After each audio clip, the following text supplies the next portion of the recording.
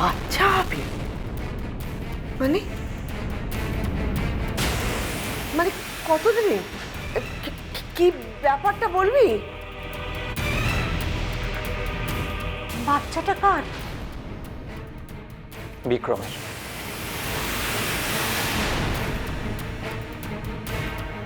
বিক্রমের মানে? তুই তো বললি যে ওদের বিয়ে হয়নি। তাতে কি হয়েছে? ওরা লিভ ইন করে, তাতে কি বাচ্চা মানে বাচ্চা হওয়াটা তো সেখানে আটকে যাচ্ছে না কোথাও। হিমা, ছি ছি ছি ছি। আচ্ছা, কমলিকার কি মাথা খারাপ হয়ে গেছে? কেন, মাথা খারাপ হওয়ার কি আছে?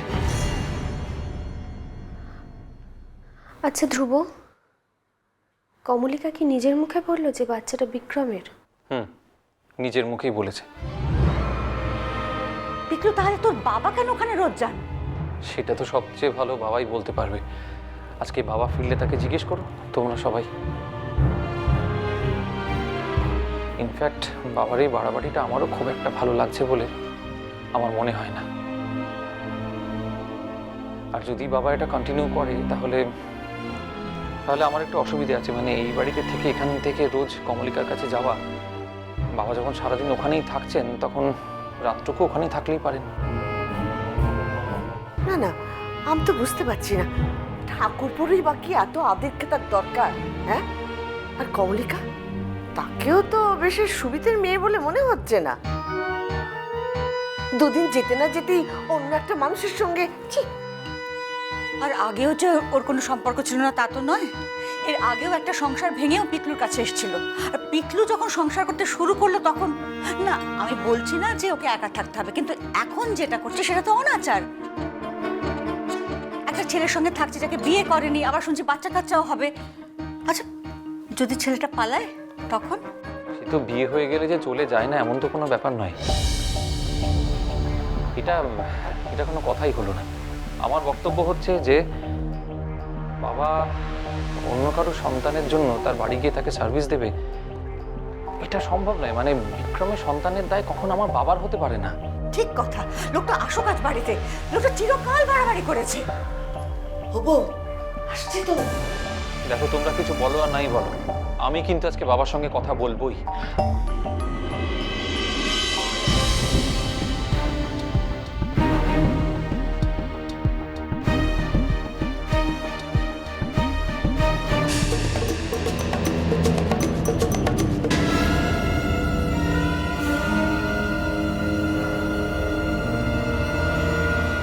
কি ব্যাপার, এইভাবে সবাই দাঁড়িয়ে আছো যে? ঘেরাও করবে নাকি আমাকে? আরে বাবা, তোমরা তো সবাই জানতে আজকে আমি পুরুলিয়া গিয়েছিলাম আর সেখান থেকেই আসছি। এরকম মারমুখো হয়ে আছো কেন? কয়েকটা ওষুধ নিয়ে যাবার দরকার ছিল, সেটা তো তোমরা জানো। বাবা, তোমার সঙ্গে আমার কিছু কথা আছে। ওরে বাবা, সিরিয়াস বলে মনে হচ্ছে।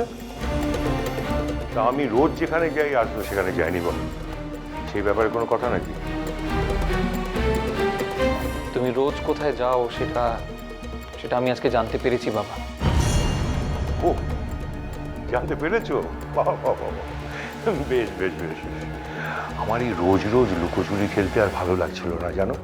এই লুকোচুরি খেলাটা আমি কোনোদিনই ভালোবাসিনি। তোমার কি ভীমরতি হয়েছে? এই দেখো, এই কথা তো তুমি সমানে বলে আসছো, কিন্তু কমলিকার কাছে যাওয়াটাও যে এই তালিকার মধ্যে পড়ে সেটা আমি আন্দাজ করতে পারিনি। শুনলাম তার নাকি বাচ্চা হবে। কেন বৌদি, তোমার তাতে আপত্তি আছে? সেই সন্তানও তো অন্য কারোর। তো শুনলাম তারা তো বিয়েও করেনি। করেনি করেনি, দুজন অ্যাডাল্ট পার্সন। তারা কিভাবে থাকবে, কবে বিয়ে করবে কি না, তার জন্য তুমি মাথা কামাচ্ছ কেন? তুমি হঠাৎ তাদের অভিভাবক হতে যাচ্ছ কেন? যে মেয়েটা একদিন এখান থেকে লজ্জায় অপমানে মাথা নিচু করে সর্বস্ব ছেড়ে চলে গিয়েছিল, তখন তো কিছু বলনি। না না না, আমি তো এখান থেকে ওকে চলে যেতে বলিনি, ওর কাছে তো অপশন ছিল। অমানুষের মতো কথা বলো না পিকলু। বৈবাহিক সম্পর্কে কোনো অপশন থাকতে পারে না, আর সেটাতে যখন অপশন আসে তখন জানতে হবে সম্পর্কটা শেষ হয়ে গেছে। বাবা, আমি কিন্তু রাজি ছিলাম না। কমলিকাই আমাকে জোর করে রাজি করিয়েছিল, তোমার মনে আছে তো? কমলিকার মতো একটা মেয়ে যা করতে পারে সে তাই করেছে না। একটা কথা তোমাকে বলি মা, তুমি এর মধ্যে নিজেকে জড়িও না, এটা আমাদের মধ্যেই থাক। মানে আমি বলতে চাইছি তুমি এর মধ্যে এসো না। তুমি পরের বাচ্চার জন্য ওই বাড়িতে রোজ রোজ যাচ্ছ কেন? কোনটা আপন কোনটা পর তার সংজ্ঞা কিন্তু আমার কাছে আলাদা, আর কোনোদিনই সেটার সঙ্গে তোমাদের মতের মিল হয়নি, আজও হবে না।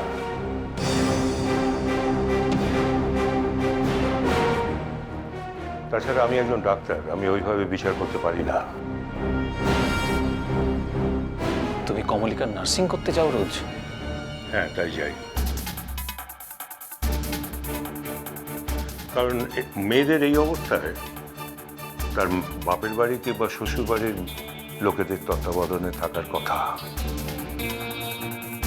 মেয়েটার কপালে তো সুখ নেই, তাই তার বাপের বাড়ির সঙ্গে কোনো সম্পর্ক নেই, আর বিক্রমের আত্মীয় স্বজন সব আমেরিকায় থাকে। তাই আমি রোজ যাই এবং যাব। না, যাবে না। মানে ওটা আমার কাছে সম্মানজনক নয়। কিন্তু আমার কাছে সেটা যে মর্মান্তিক। তোমার সম্মানের চেয়েও আমার আদরের, আমার কষ্টের দাম আমার কাছে অনেক বেশি পিকলো।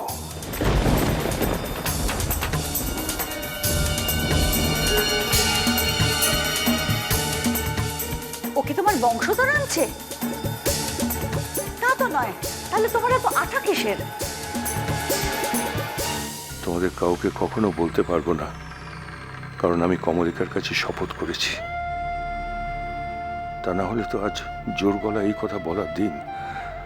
ওই মেয়েটার গর্ভে যে আছে সে আমার বংশধর, আমার উত্তরাধিকারী। আর শুধুমাত্র তোমার ছেলের সংসারটা যাতে নষ্ট না হয়ে যায় সেই কথা আজ কারোর কাছে প্রকাশ করবে না, কোনোদিনও না। আর বিক্রম শুধু তাকে ভালোবাসে বলে তার সন্তানকে, আমার বংশধরকে নিজের সন্তান বলে সারা জগতের কাছে পরিচয় দিতেও পিছপা হয়নি। এই লড়াইটাকে কিছু কম বড় লড়াই? এদের লড়াইয়ের পাশে না থেকে পারি আমি? জীবনে পুণ্য পুরনোর সুযোগ কি বারবার আসে? বাবা, বাবা, বলো। তুমি সেদিন বলেছিলে যে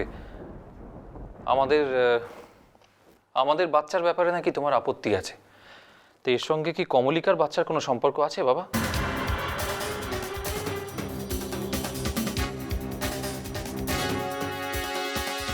কোনো সম্পর্ক নেই, কোনো সম্পর্ক থাকতে পারেও না।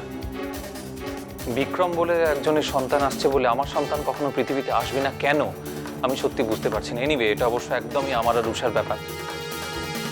তবে একটা কথা আমি তোমাকে একটু স্পষ্ট করে বলে দিই বাবা, একটু স্পষ্ট করেই বলি, এটা আমার বাড়ি। এখান থেকে তুমি রোজ কমলিকাকে নার্সিং করতে যাবে ও প্রেগনেন্ট বলে, এতে কিন্তু আমার আপত্তি আছে বাবা। কিন্তু না যাওয়াতে যে আমার আপত্তি আছে,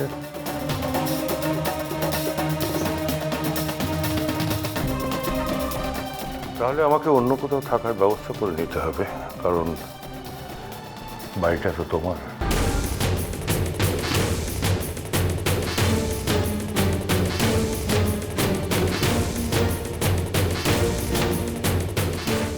কিন্তু না যাওয়াতে যে আমার আপত্তি আছে, তাহলে আমাকে অন্য কোথাও থাকার ব্যবস্থা করে নিতে হবে, কারণ বাড়িটা তো তোমার।